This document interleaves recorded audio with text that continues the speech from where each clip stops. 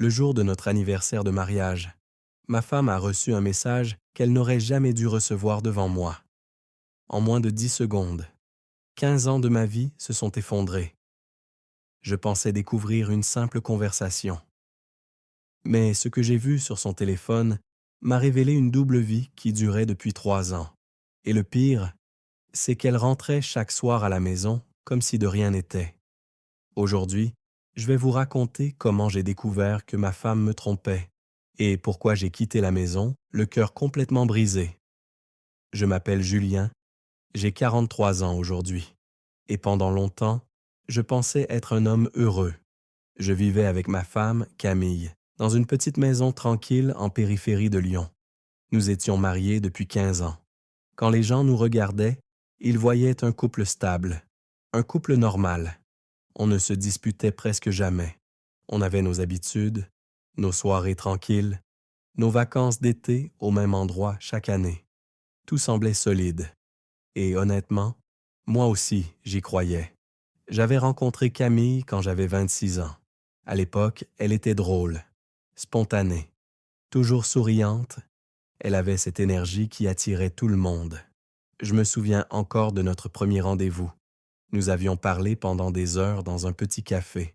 Ce soir-là, je suis rentré chez moi avec le sentiment étrange que cette femme allait changer ma vie. Et elle l'a fait. Quelques années plus tard, nous nous sommes mariés. Ce n'était pas un mariage luxueux, pas de cérémonie énorme, pas de château, mais c'était sincère. Du moins, c'est ce que je croyais. Avec le temps, notre relation avait changé. La passion du début avait disparu progressivement, mais je pensais que c'était normal. Tous les couples changent après plusieurs années, non? Alors je continuais à travailler dur. Je faisais des heures supplémentaires. Je payais les factures. Je m'occupais de la maison. Et surtout, je faisais confiance à ma femme, aveuglément. Jamais je n'aurais imaginé qu'elle puisse me tromper. Pas Camille, pas la femme avec qui j'avais construit toute ma vie. Pourtant, avec le recul, les signes étaient déjà là. Mais l'amour rend aveugle. Au début, c'était de petits détails. Elle protégeait davantage son téléphone. Elle le retournait dès que je m'approchais. Parfois, elle souriait en lisant des messages, puis effaçait immédiatement son expression quand elle remarquait que je la regardais. Quand je lui demandais ce qui se passait, elle répondait simplement ⁇ C'est le travail ⁇ Et moi, je la croyais, parce qu'on croit toujours les personnes qu'on aime. Puis, il y a eu les soirées qui se multipliaient, les dîners entre collègues, les réunions tardives, les week-ends où elle disait être trop fatiguée pour sortir avec moi. Petit à petit, une distance s'installait entre nous, mais au lieu de me poser des questions, je me remettais en cause. Je pensais que le problème venait de moi. Peut-être que je travaillais trop. Peut-être que j'étais devenu ennuyeux. Peut-être qu'après 15 ans, elle ne me regardait plus de la même façon. Alors j'essayais encore plus. Je lui achetais des fleurs, j'organisais des sorties, je faisais tout pour retrouver la femme dont j'étais tombé amoureux. Mais je ne savais pas encore une chose. Pendant que j'essayais de sauver notre mariage, elle vivait déjà une autre histoire derrière mon dos. Tout a basculé le soir de notre anniversaire de mariage. 15 ans, 15 années ensemble. J'avais réservé une table dans un restaurant où nous allions souvent quand nous étions plus jeunes.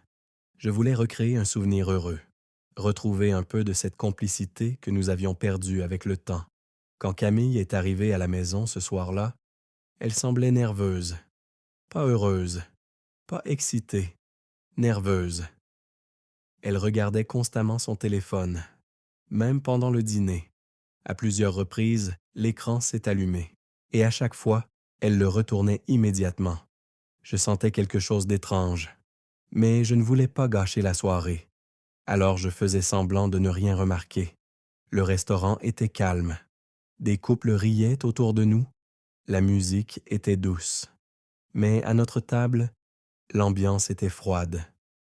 Camille répondait à peine à mes questions. Elle semblait ailleurs. Puis, au milieu du repas, son téléphone a vibré de nouveau. Cette fois, elle était partie aux toilettes en laissant son sac sur la chaise. Et l'écran s'est allumé juste devant moi. Je n'oublierai jamais ce que j'ai vu. Tu me manques déjà. Signé, Marc. Mon estomac s'est retourné immédiatement. Pendant quelques secondes, je suis resté immobile, comme paralysé. J'essayais encore de trouver une explication logique. Un collègue trop proche, une blague, n'importe quoi. Mais au fond de moi, je savais déjà. Quand elle était revenue à table, j'ai vu son visage changer immédiatement. Elle avait compris que j'avais vu le message. Elle a attrapé son téléphone rapidement, trop rapidement. Puis elle a forcé un sourire. Et elle a dit, « C'est juste un collègue. » Un collègue. Ce mensonge ridicule m'a presque donné envie de rire. Mais je ne riais pas, parce qu'au fond de moi, quelque chose était déjà en train de se briser. Le trajet du retour a été silencieux, très silencieux. Je conduisais pendant qu'elle regardait par la fenêtre. Aucun de nous ne parlait, mais la tension dans la voiture était suffocante. Une fois à la maison, elle est montée directement dans la salle de bain. Et cette nuit-là, quelque chose en moi a changé. Pour la première fois depuis 15 ans, je n'avais plus confiance en ma femme. Je voulais oublier ce message, faire comme si je ne l'avais jamais vu. Mais mon esprit refusait. Alors, vers 2 heures du matin, pendant qu'elle dormait, j'ai pris son téléphone. Mes mains tremblaient tellement que j'avais du mal à entrer le code. Mais quand l'écran s'est ouvert, mon monde s'est écroulé. Des centaines de messages, des photos, des conversations supprimées à moitié. Et surtout, des preuves qu'elle voyait cet homme depuis presque 3 ans. 3 ans. Pendant 3 ans, elle me regardait dans les yeux en mentant chaque jour. Je continuais à lire malgré la douleur. Et plus je lisais, plus je me sentais humilié. Il parlait de moi. Il se moquait de moi. Comme si j'étais juste un idiot incapable de comprendre ce qui se passait sous son propre toit. À un moment, Marc avait écrit « Il ne se doute vraiment de rien » et Camille avait répondu « Non, il me fait totalement confiance. » Cette phrase m'a détruit, parce qu'elle avait raison. Je lui faisais totalement confiance, et elle avait utilisé cette confiance contre moi. Je n'ai presque pas dormi cette nuit-là. Je suis resté assis dans le salon jusqu'au lever du soleil, le téléphone de Camille encore dans mes mains. Chaque message que j'avais lu tournait dans ma tête comme un poison. Les photos, les mensonges, les moqueries, et surtout cette phrase « Il me fait totalement confiance ».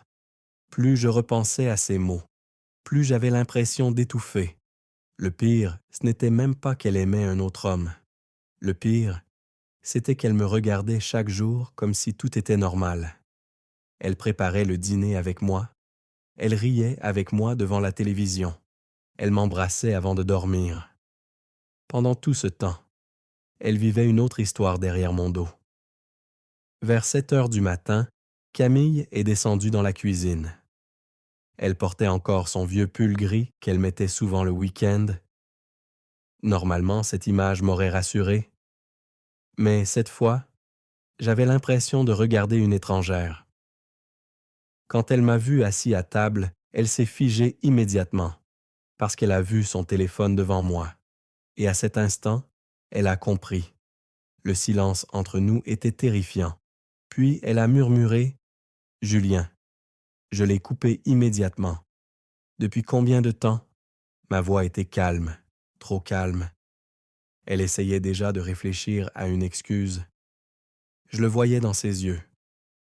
Puis elle a répondu doucement « Ce n'est pas ce que tu crois. » Cette phrase ridicule que tout le monde utilise quand la vérité explose enfin. Je me suis levé brusquement. « Alors explique-moi ce que je suis censé croire. » Elle a commencé à pleurer presque immédiatement. Mais quelque chose avait changé en moi. Ses larmes ne me faisaient plus rien. Pendant des années, j'aurais tout fait pour la protéger. Et maintenant, je regardais cette femme sans reconnaître celle que j'avais aimée. Finalement, elle s'est assise en face de moi. Et elle a avoué. Elle voyait Marc depuis presque 3 ans. 3 ans de mensonges. 3 ans à partager son corps, ses émotions. sa vie, avec quelqu'un d'autre. Je sentais ma poitrine se serrer de plus en plus, mais je voulais comprendre. Alors je lui ai demandé la question qui me détruisait depuis des heures. Pourquoi? Elle baissait les yeux. Puis elle a dit quelque chose que je n'oublierai jamais. Au début, je ne pensais pas que ça irait aussi loin. Comme si ça changeait quelque chose. Comme si tromper son mari pendant 3 ans pouvait être un accident. Elle m'expliquait qu'elle s'était sentie seule, qu'elle avait besoin d'émotions, que notre relation était devenue froide. Chaque mot ressemblait à un coup de couteau, parce qu'au lieu d'assumer sa trahison, elle cherchait encore des excuses, et pendant qu'elle parlait, je repensais à toutes les fois où j'avais essayé de sauver notre couple. Les vacances organisées pour lui faire plaisir, les soirées où je rentrais épuisé du travail, mais où je faisais quand même des efforts pour elle. Les moments où je m'accusais moi-même de ne plus être assez bien. Pendant tout ce temps, elle était déjà ailleurs. Puis, je lui ai demandé quelque chose qui a tout changé. « Tu l'aimes? » Elle a hésité, et ce silence m'a donné la réponse avant même qu'elle parle. Finalement, elle a murmuré. « Je ne sais pas. » Je crois que c'est à cet instant précis que mon cœur s'est complètement brisé. Parce qu'après 15 ans ensemble, elle n'était même plus certaine de m'aimer. Je me suis mis à rire nerveusement. Pas parce que c'était drôle, mais parce que la douleur devenait trop forte. Je regardais autour de moi, notre cuisine, nos photos sur le frigo, notre maison, et tout me semblait faux, comme si ma vie entière avait été construite sur un mensonge. Camille essayait maintenant de me toucher la main. Je l'ai retirée immédiatement. Je ne supportais plus qu'elle me touche. Alors elle a commencé à paniquer. Elle répétait « Je suis désolée, je suis désolée ». Mais ses excuses arrivaient trop tard. Parce qu'elle n'était pas désolée quand elle supprimait les messages. Elle n'était pas désolée quand elle partait le rejoindre. Elle n'était pas désolée pendant ces 3 années où elle me regardait mentir chaque jour. Non, elle était désolée maintenant, parce qu'elle avait été découverte. Et au fond de moi, je le savais parfaitement. À ce moment-là, j'ai compris quelque chose d'horrible. Je ne connaissais plus la femme avec qui j'avais vécu pendant 15 ans. Après cette conversation, quelque chose est mort en moi. Je ne criais plus. Je ne pleurais plus. J'étais vide. Camille continuait de parler dans la cuisine, mais je n'écoutais presque plus. Ses excuses ressemblaient à un bruit lointain. Tout ce que j'entendais dans ma tête, c'était cette vérité insupportable. Ma femme avait partagé sa vie avec un autre homme pendant 3 ans, et moi, je n'avais rien vu. Je suis monté à l'étage sans dire un mot. Camille me suivait derrière moi. Elle répétait mon prénom. « Julien, attends, s'il te plaît. » Mais je continuais à avancer. Quand je suis entré dans notre chambre, j'ai regardé autour de moi lentement. Le lit, les photos, les vêtements dans l'armoire. Combien de fois avait-elle parlé à cet homme dans cette pièce? Combien de fois avait-elle pensé à lui pendant qu'elle dormait à côté de moi? Rien que cette idée me donnait la nausée. J'ai sorti une vieille valise du placard et j'ai commencé à prendre quelques affaires, des jeans, des chemises, quelques papiers importants. Camille est restée immobile près de la porte pendant plusieurs secondes. Puis elle a compris, et soudain, elle a paniqué. « Tu ne peux pas partir comme ça. » Je ne répondais pas. Alors elle s'est approchée rapidement. Elle pleurait maintenant pour de vrai. Ou du moins, c'est ce qu'elle voulait me faire croire. On peut réparer ça. Cette phrase m'a presque fait exploser. Réparer quoi? 3 ans de mensonges, 3 ans de trahison, 3 ans à vivre avec un homme qui se moquait de moi derrière mon dos. Je me suis retourné vers elle. Et pour la première fois depuis le début, j'ai élevé la voix. « Tu veux réparer quoi exactement, Camille? » Elle a commencé à trembler, mais moi aussi, parce que la colère prenait enfin la place de la douleur. Pendant 3 ans, tu rentrais ici comme si tout était normal. Ma voix cassait. « Tu me regardais dans les yeux chaque jour en sachant ce que tu faisais. Elle essayait encore de s'approcher, mais je reculais immédiatement. Je ne supportais plus sa présence. Alors elle a dit quelque chose qui m'a détruit encore plus. Je n'ai jamais voulu te faire du mal. J'ai ri nerveusement. Un rire froid, vide. Tu m'as détruit. Le silence qui a suivi était lourd, très lourd. Elle pleurait maintenant assise au bord du lit. Mais cette fois, je ne ressentais plus rien. Aucune envie de la consoler. Aucune envie de sauver notre couple. Parce qu'au fond de moi, notre mariage était déjà mort. Je me suis souvenu de toutes les fois où elle m'avait menti. Les soirées entre collègues, les faux week-ends de travail, les messages cachés, et le pire, c'est que pendant tout ce temps, moi, je faisais encore des efforts pour elle. Je me sentais humilié, comme un idiot. Quand ma valise a été prête, j'ai regardé une dernière fois notre chambre. 15 ans de souvenirs, et pourtant, je ne reconnaissais plus cet endroit. Camille s'est levée brusquement. Elle m'a attrapé le bras. « Ne fais pas ça. » Sa voix était cassée, fragile. Mais il était trop tard. Parce qu'une fois que la confiance disparaît complètement, l'amour commence à mourir avec elle. Je lui ai doucement retiré la main, puis je lui ai dit calmement, « Le pire dans tout ça, ce n'est pas que tu aies aimé quelqu'un d'autre. » Elle me regardait sans parler, et j'ai continué. « Le pire, c'est que tu m'as laissé continuer à t'aimer pendant que tu me détruisais en silence. » Elle s'est effondrée en larmes. Mais moi, je n'avais plus de larmes à donner. Je suis descendu au rez-de-chaussée avec ma valise. Chaque pas me semblait irréel. Comme si je regardais quelqu'un d'autre vivre cette scène à ma place. Avant de sortir, je me suis arrêté devant les photos accrochées dans le salon. Notre mariage, nos vacances en Italie, les anniversaires, des années entières de souvenirs. Et soudain, je me suis demandé combien de sourires étaient faux. Combien de fois elle pensait déjà à lui pendant qu'elle posait à côté de moi. Cette pensée m'a brisé une dernière fois. Quand j'ai ouvert la porte d'entrée, Camille est arrivée derrière moi en courant. « Julien, s'il te plaît, ne pars pas. » Je me suis arrêté quelques secondes. Mon cœur battait tellement fort que j'avais du mal à respirer. Une partie de moi voulait encore rester, parce qu'après 15 ans, on ne quitte pas une vie entière facilement. Mais une autre partie de moi savait que si je restais, je ne pourrais plus jamais me respecter. Alors, sans me retourner, j'ai répondu « Tu aurais dû penser à ça avant. » Et je suis parti. Les premiers jours après mon départ ont été les plus difficiles de toute ma vie. Je suis allé vivre chez mon frère, Thomas. Il avait une petite maison à une trentaine de minutes de chez nous. Enfin, de chez elle. Parce qu'au fond de moi, cette maison n'était déjà plus la mienne. Thomas ne posait presque pas de questions. Je crois qu'il voyait dans quel état j'étais. Et honnêtement, je ne savais même pas comment expliquer ce que je ressentais. La colère, la honte, la tristesse. Tout se mélangeait dans ma tête. La nuit, je dormais à peine. Je restais allongé dans le noir à fixer le plafond pendant des heures. Et à chaque fois que je fermais les yeux, les images revenaient, les messages, les photos, les mensonges. Je revoyais Camille sourire à son téléphone.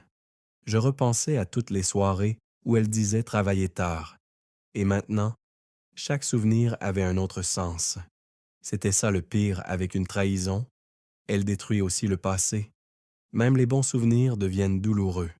Un soir, Thomas est venu s'asseoir à côté de moi dans le salon. Il m'a demandé doucement, « Tu veux savoir quelque chose d'horrible? » Je l'ai regardé sans comprendre.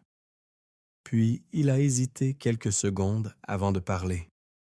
Je crois que certaines personnes savaient. Mon ventre s'est immédiatement noué. « Qu'est-ce que tu veux dire? » Il évitait mon regard. Puis, il m'a expliqué qu'il avait déjà vu Camille plusieurs fois avec un homme dans un café du centre-ville. Il semblait très proche, mais il avait pensé que je savais. Quand il a réalisé que non, Son visage a changé immédiatement. Je sentais la colère monter dans tout mon corps, alors même des inconnus avaient probablement remarqué ce qui se passait avant moi, pendant que moi, je vivais comme un idiot dans mon propre mariage. Cette nuit-là, je n'ai presque pas parlé, mais au fond de moi, quelque chose changeait lentement. La tristesse commençait à laisser place à une autre émotion, la rage. Quelques jours plus tard, Camille a commencé à m'appeler sans arrêt. D'abord quelques messages, puis des dizaines, puis des appels à toute heure. Elle disait qu'elle faisait une erreur énorme, qu'elle voulait me parler, qu'elle voulait arranger les choses. Mais ce qui me frappait, c'est qu'elle parlait toujours de sa douleur à elle, jamais de la mienne, jamais de ce qu'elle m'avait fait subir pendant 3 ans. Un soir, elle m'a envoyé un message que je n'oublierai jamais. « Tu vas vraiment jeter 15 ans de mariage pour une erreur. » Une erreur. 3 ans de mensonges étaient devenus une erreur. Je crois que c'est à cet instant que quelque chose s'est définitivement fermé dans mon cœur. Parce qu'elle ne comprenait toujours pas. Elle ne comprenait pas que ce n'était pas seulement l'infidélité qui m'avait détruit. C'était le manque total de respect, le mensonge quotidien, la manipulation, le fait de me regarder chaque jour comme si j'étais stupide. Quelques semaines plus tard, j'ai finalement accepté de la voir une dernière fois. Nous nous sommes retrouvés dans un petit café discret. Quand elle est entrée, elle avait l'air épuisée. Ses yeux étaient rouges. Elle semblait différente, fragile. Mais malgré tout, je n'arrivais plus à ressentir la moindre chaleur envers elle. Elle s'est assise en face de moi sans parler pendant plusieurs secondes. Puis elle a commencé à pleurer immédiatement. Les gens autour de nous regardaient discrètement notre table. Mais moi, j'étais calme, étrangement calme.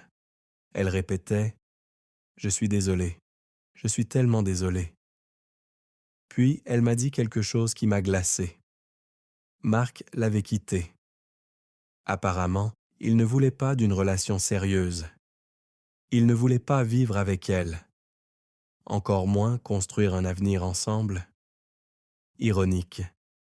Elle avait détruit 15 ans de mariage pour un homme qui ne voulait même pas rester avec elle. Et pour la première fois depuis le début, j'ai vu la peur dans ses yeux. La vraie peur, pas celle de me perdre émotionnellement. Non, la peur de se retrouver seule. Alors elle m'a demandé « On peut recommencer ?» Je l'ai regardée longtemps sans répondre. Et soudain, j'ai réalisé quelque chose d'important. Je n'aimais plus la femme assise devant moi.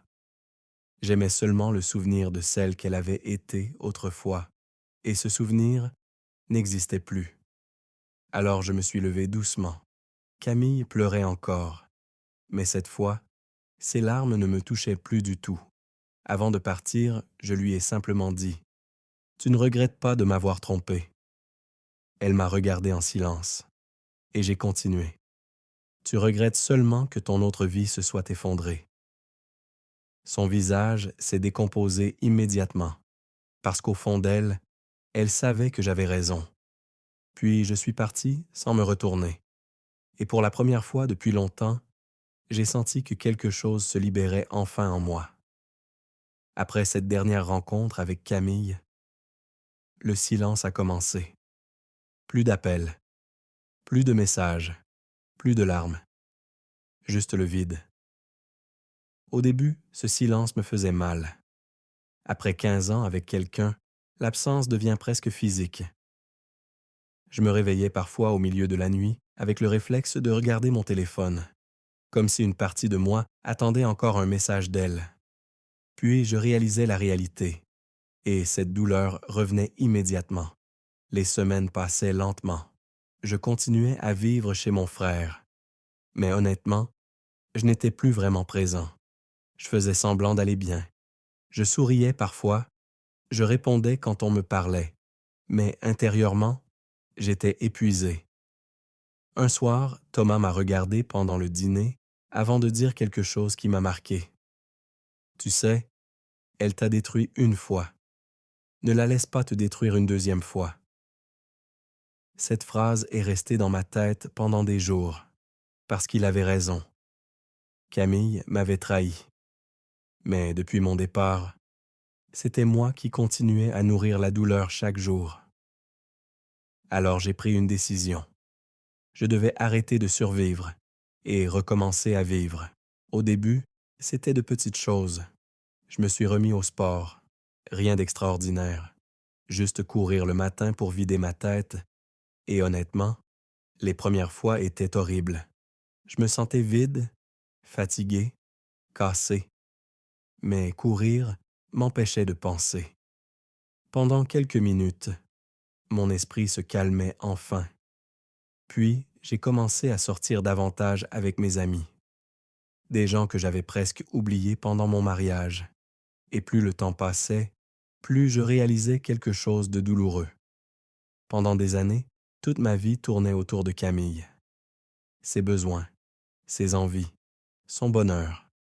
Et moi, j'avais disparu quelque part en chemin. Petit à petit, je recommençais à me retrouver. J'ai changé de coiffure, j'ai repris la guitare que je n'avais pas touchée depuis presque 10 ans. J'ai même recommencé à rire sincèrement. Pas souvent, mais suffisamment pour comprendre que la douleur ne contrôlerait pas ma vie pour toujours. Puis un jour, plusieurs mois après mon départ, j'ai reçu les papiers du divorce. Je suis resté longtemps à regarder cette enveloppe avant de l'ouvrir, parce qu'une partie de moi n'arrivait toujours pas à accepter la fin de 15 ans de mariage. Quand j'ai finalement signé les documents, mes mains tremblaient légèrement. Mais ce n'était pas seulement de la tristesse, c'était aussi une forme de libération, comme si je fermais enfin une porte qui était restée ouverte trop longtemps. Quelques jours plus tard, Camille m'a envoyé un dernier message. Un simple message. Je suis désolé pour tout. Je l'ai relu plusieurs fois. Et honnêtement, pour la première fois, je n'ai ressenti ni colère ni haine, seulement de la fatigue. Parce qu'au fond, les excuses ne changent rien quand la confiance est morte. Je n'ai jamais répondu. Il n'y avait plus rien à dire. Les mois ont continué à passer. Et un soir, lors d'un anniversaire organisé par des amis, j'ai rencontré Sophie. Elle était complètement différente de Camille. Calme, sincère, naturelle. Au début, je gardais mes distances. J'avais peur, peur de faire confiance à nouveau, peur de revivre la même douleur. Mais Sophie ne forçait rien. Elle parlait avec une douceur que je n'avais plus entendue depuis longtemps. Avec elle, je n'avais pas besoin de prétendre aller bien. Et petit à petit, quelque chose en moi a commencé à guérir. Un soir, plusieurs semaines après notre rencontre, je lui ai finalement raconté toute mon histoire. Je pensais qu'elle allait me regarder avec pitié, ou penser que j'étais devenu trop brisé pour aimer encore. Mais quand j'ai terminé, elle m'a simplement regardé avant de dire doucement « Ce qu'elle t'a fait est horrible, mais ça ne définit pas qui tu es. » Cette phrase m'a touché plus profondément que je ne l'aurais imaginé, parce que pendant longtemps, j'avais laissé cette trahison définir toute ma valeur, comme si le fait d'avoir été trompé faisait de moi un homme faible. Mais ce n'était pas vrai. J'avais simplement aimé la mauvaise personne. Et ce soir-là, pour la première fois depuis très longtemps, j'ai senti que mon cœur recommençait enfin à battre normalement. Près de 2 ans ont passé après mon divorce avec Camille. 2 années entières, et honnêtement, ma vie n'avait plus rien à voir avec celle que j'avais avant. Je vivais maintenant dans un appartement plus petit, mais plus calme. Un endroit simple, sans mensonges, sans tension, sans souvenirs qui me détruisaient chaque fois que je regardais un mur. J'avais changé aussi, pas seulement physiquement, mentalement. Avant, j'étais un homme qui avait peur de perdre les autres. Maintenant, j'avais surtout peur de me perdre moi-même. Et cette différence change tout. Ma relation avec Sophie avançait doucement, sans jeu, sans secret, sans cette sensation permanente de devoir mériter l'amour de quelqu'un. Avec elle, tout semblait plus léger, plus réel. Un dimanche matin, nous étions dans un petit marché près du centre-ville. Il faisait beau. Pour la première fois depuis longtemps, je me sentais réellement en paix. Puis je l'ai vue, Camille, debout de l'autre côté de la rue. Pendant une seconde, mon cœur s'est arrêté. Elle semblait plus fatiguée que dans mes souvenirs, plus triste aussi. Quand nos regards se sont croisés, elle est restée figée, comme moi. Sophie parlait encore à côté de moi, mais je n'entendais plus rien. Tous les souvenirs revenaient d'un coup. Les messages, les mensonges, les nuits sans dormir, le jour où j'ai quitté la maison. Camille s'est approchée lentement, et plus elle avançait, plus je réalisais quelque chose d'étrange. Je n'étais plus brisé. Avant, rien que voir son visage aurait suffi à me détruire émotionnellement. Mais cette fois, je restais calme, comme si la douleur appartenait enfin au passé. Elle s'est arrêtée devant moi. Ses yeux sont immédiatement passés vers Sophie, et je crois que c'est à cet instant qu'elle a compris que ma vie avait continué sans elle. « Salut, Julien. » Sa voix était hésitante, fragile.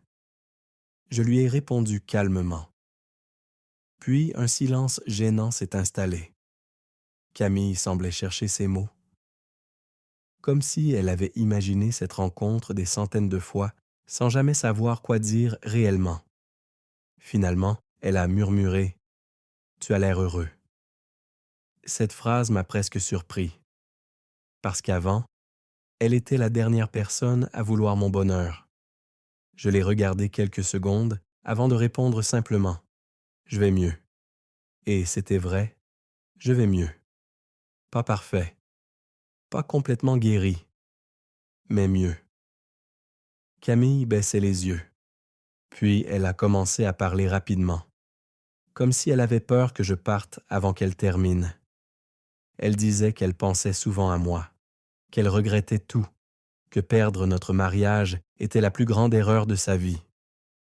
Mais cette fois, ces mots n'avaient plus aucun pouvoir sur moi, parce qu'entre l'homme qu'elle avait détruit autrefois et celui qui se tenait devant elle aujourd'hui, il y avait un monde entier. Je n'étais plus cet homme prêt à tout accepter par peur d'être seul. Je n'étais plus cet homme qui se détruisait pour sauver une relation à sens unique. Et surtout, je n'avais plus besoin de son amour pour me sentir complet. Sophie observait discrètement la scène sans intervenir.